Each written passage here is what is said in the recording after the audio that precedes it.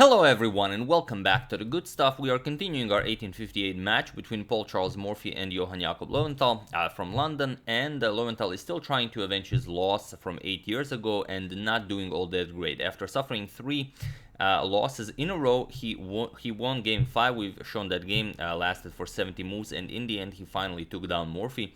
And then we were wondering if this is like some sort of a turning point of the match, or is it just like an anomaly in the match. So and now he gets the black pieces against Morphy, and now he needs to stop Morphy from grabbing more points. So let's see what happens, as this game is quite shorter than the previous one. So here Morphy again opens with e4.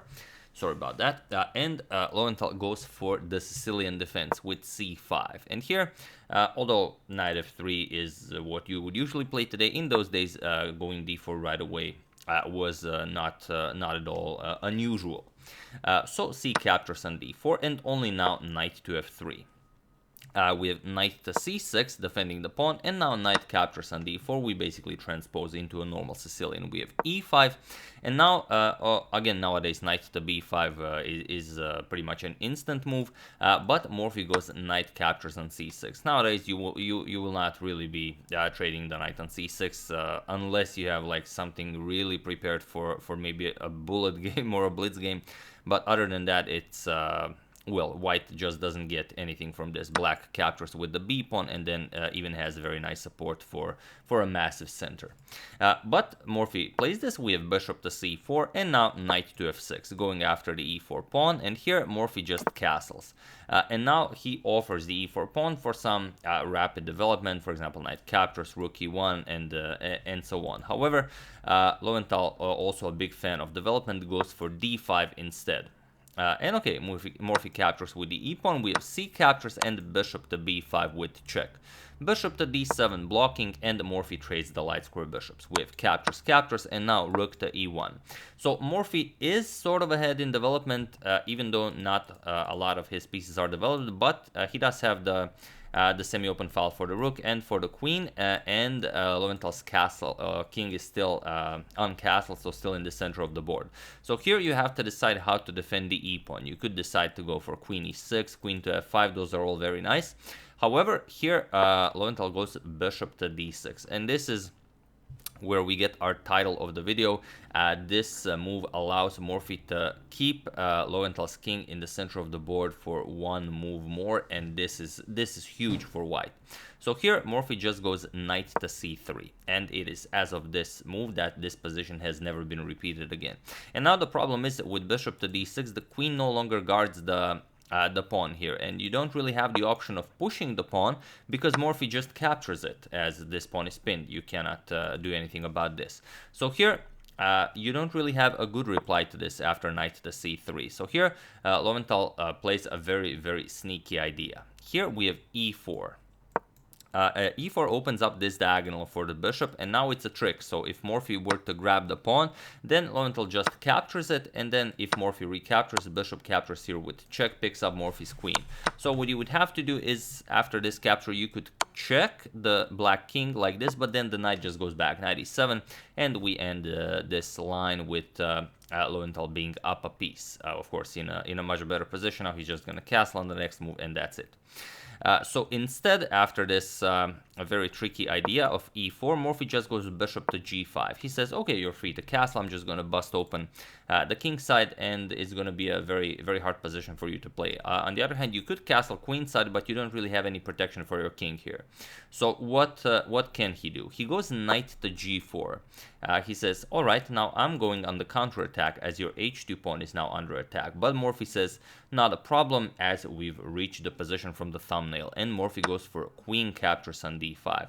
He allows this capture on h2, but he is threatening the rook here on a8. So here Löwenthal goes for bishop captures on h2 with check, as this is the strongest idea. King to h1, and now comes queen captures on d5. He manages to trade queens, knight captures, and now there are a lot of threats here. For example, The bishop here, very shaky. The knight also not so great. Rook captures with check will pick up the knight. If the bishop loses control of the c7 square, knight c7 check forks the king and the rook if somehow you prevent the bishop from guarding that square. So a lot of things to consider here. In the end, Löwenthal decided to castle here. However, this simply isn't enough because Morphy has a very nice winning idea. So feel free to pause the video here and win the game for Morphy while I give you a couple of seconds. So for those of you who were able to do it, congratulations on paying attention. And for those of you who just want to enjoy the show, it's f3. g3 also gets the job done because the bishop no longer has an escape square, and then you just kick away the knight. But f3 is kind of faster as you immediately remove the defender of the bishop here. And if you're wondering why did Löwenthal castle, maybe he could have done something about this. Not really. Even if f5 preventing against rook captures, f3 still does the same job. The knight has to move, and then you just pick up the bishop. So here, like we said, we have castles and now f3. Congratulations to everyone for spotting it. Captures, captures, and now knight to e5. Again, Löwenthal full of tricks. He says, okay, you capture my bishop, but then comes knight captures here with a nice fork. So Morphy first needs to do something else. Rook to e3. And now the point is the bishop has no squares. If you try and escape with the bishop, bishop g3, just king g2. And again, the bishop is captured. If knight to c4, attacking the rook and trying to free up this diagonal for the bishop, then rook c3 again goes after the knight, and now you will either lose the knight or the bishop. So that's the idea here. So after rook to e3, Löwenthal played f6, but this is now well, even not really doing anything because Morphy just captures on h2, and now again, if you capture the bishop, you lose the knight here. So Löwenthal instead goes rook 8 to d8, tries to activate a rook, trying to force Morphy's knight to move, but now Black's position is even more lost. So once again, for the final time, feel free to pause the video and now really win the game for Morphy. So for those of you who were able to do it, congratulations on spotting that this is happening. And for those of you who just want to enjoy the show, it's of course rook captures on e5. And now by capturing on e5, you also defend the knight, so there is no threat of rook captures on d5. And of course, if the rook is captured, then just bishop captures on d8, rook captures, and after anything, white is just up a full piece. So Löwenthal tried f captures on g5 instead. He allowed the rook to remain here, but then just rook to g3. Morphy now defends the pawn, and now still both rooks are still on the board, but Morphy is up a full knight. So h6 and c4. Morphy's plan is now just to push the passed pawn as he has the c7 square nicely defended. Rook to f7, and now rook 8 to e1, preparing to trade more material. So king to f8, and now c5. We have g6, and now c6. Morphy continues pushing his passed pawn. Rook to c8, and now c7. So there is really nothing more to be done here. Löwenthal, for some reason, didn't resign. He probably wanted to make the game last a little bit longer. I mean, it's not like Morphy does some serious blunders in any of the games, so it was very unreasonable to hope for something here. But I mean, if you don't hope for it, then your opponent will never make a mistake. If you do, then sometimes they will. It's just a fact. So here, Löwenthal just captured this. Rook c captures on c7, and now a rook to e8 with check first. King to g7, knight captures on c7, and it was in this position on move 29 that Johann Jakob Löwenthal resigned the game, and game 6 again goes to Morphy, who now has 4 games won, whereas Löwenthal only has 1 game won. Here, of course, if you pick up the knight, then just a nice check forces another rook trade, and after you grab this, you are up a whole rook, and that's all there is to the game.